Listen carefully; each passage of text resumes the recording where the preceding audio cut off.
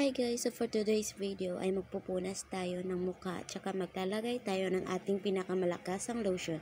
Ito ay tinatawag na peeling lotion. So kung hindi nyo ito masubukan, hindi nyo malalaman kung gaano ito ka-effective. Sa akin, 4 weeks ko pa lang ito ginagamit at naging oily yung skin ko at pumuti yung mukha ko. At wala yung filter, it's normal video lang yan. Wait sa ayon sa natulunod atong liog kay basin makasaway ang mga tao dira ba.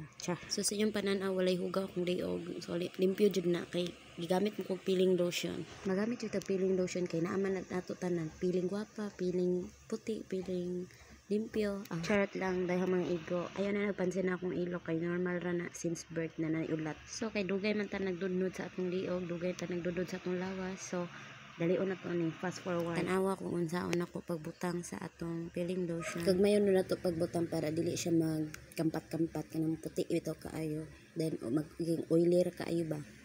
Na to pagbutang palagyo-lagyo. And ayaw kalimot sa liog kay basin imong nawong ra magputi din imong liog mo ay mag-itom.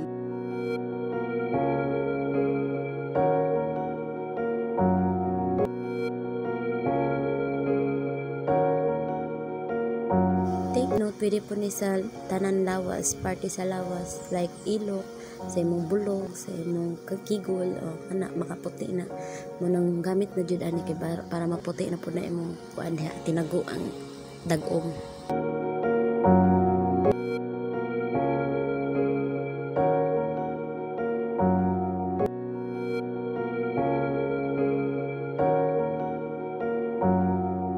So that's all. Thank you. Bye-bye.